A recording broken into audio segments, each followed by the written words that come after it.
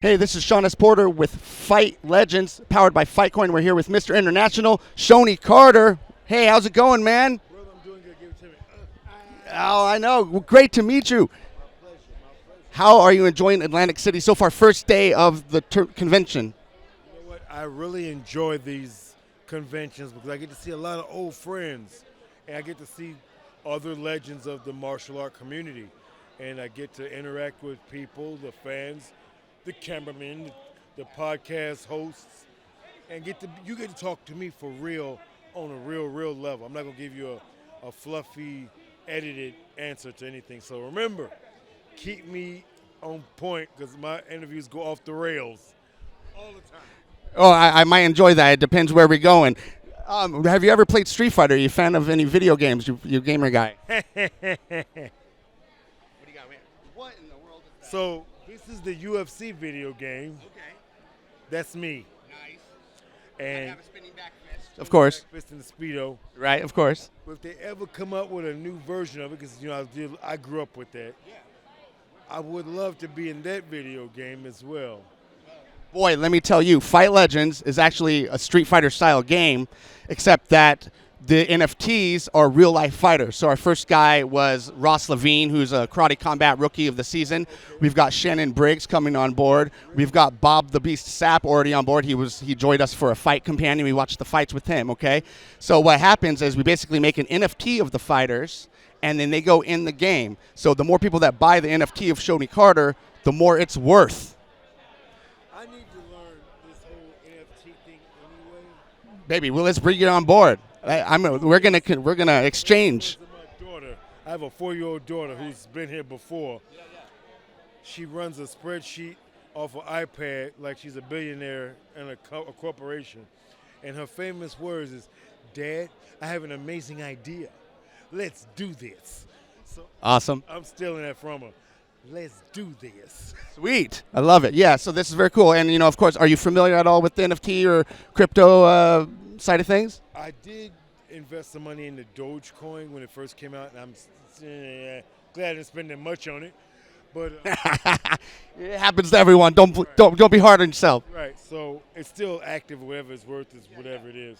But I want to learn the market of the NFTs because I have some ideas, and anything that comes to me as a proposition of profit, I never forget the importance of profit.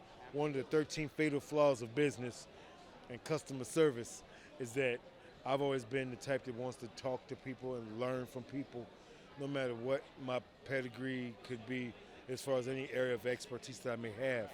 And NFT is not one of them. So I become the white belt, you become the black belt. Your job is to teach me, and we both mutually profit. Absolutely, yeah. That's what we're looking to do. We're looking to bring people on and help them benefit. There's a lot to talk about fighter pay and how companies are taking care of fighters afterwards. Do you want to go down there at all? What do you think about that? All right. Well, let's go down that road because a lot of people see the social media world of what people are and don't realize the real. And I will tell you 1,000% truth. It sounds crazy when I say stuff. My first UFC was UFC 22. I had over 60, 70 fights going into my first UFC, if not more than that. I made $1,000 my first UFC. 500 to show, 500 to win. Apparently I won. You're right. That was Brad Gum. I fought Adrian Serrano in UFC 28. I made $2,000. No, I made 4. I'm sorry. Okay. $2,000 to show, $2,000 to win. Yeah. There you go. You forgot. There you go. Fought Matt Serra. Renzo Gracie, first black belt. Still using that highlight. They're still making money off that highlight, for sure. I made more money winning than he did losing. I made $8,000, 4-4.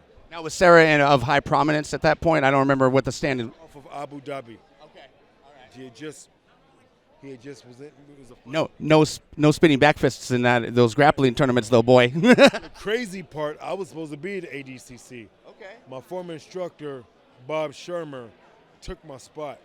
Interesting. All right. He thought I wasn't ready. Okay. His first match, he lost to Leo Vieira. But Leo Vieira, right. That's not, some scrub off the street. So after that, I was like, damn.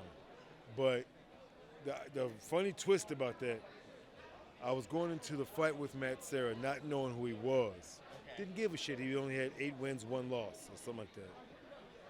Well, I missed my first flight.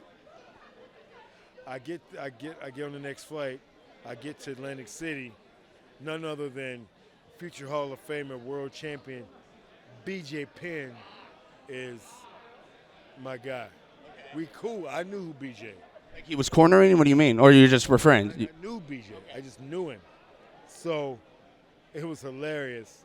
Baby J Penn of Penn Communications, Cable Communications of Hawaii, and the family that owned the hospital on the Big Island was like, brother, I'll give you a ride. Cool, let's do this. Nice. I'm in the limo with him. He pulls out a portable DVD player when that shit was brand new. I'm like, what the hell you got? Yeah, I got footage of the guy you fighting. I'm like, who? He was ready. He was like, you're fighting Matt Serra. I'm like, who? What? Brother, they've been trying to get us to fight for years. I'm like, oh, this your UFC? I said, wait a minute. This your first fight in the UFC? He said, no. He says, no. This is my first fight. I said, excuse me? What? So your debut is in the UFC, MMA debut. Right. Damn. Well, all righty then. Some bitch. So, literally, he wanted to show me footage. I said, no, I don't do footage. Okay. He's like, well, I said, you ain't got, I said, we don't train like that from the streets. They said, you don't get to do footage when the guy's gonna try to mug you or rape you or rob you. Sure. So I go into the fight blind, not knowing who Matt Serra really was. Well, we know how that shit ended. Yeah. So, literally, he laughed. BJ laughed about it. I'm walking out my hot new Speedos. Nick Serra, who I now know who he is. I didn't know who Nick was. He ran up on me and was like, bro, he's all amped. I'm like, my man, bring that down 1,000. Who the fuck are you? I gotta pee. What's up?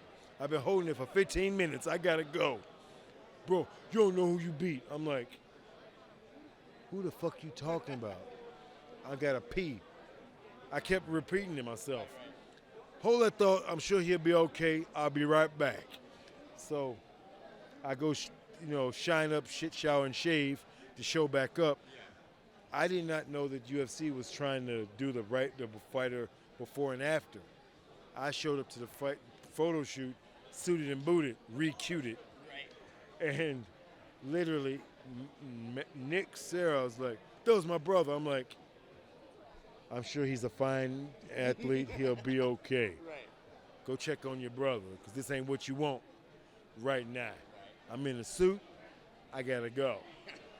So literally, I walked off not realizing I just knocked out a jiu-jitsu world champion.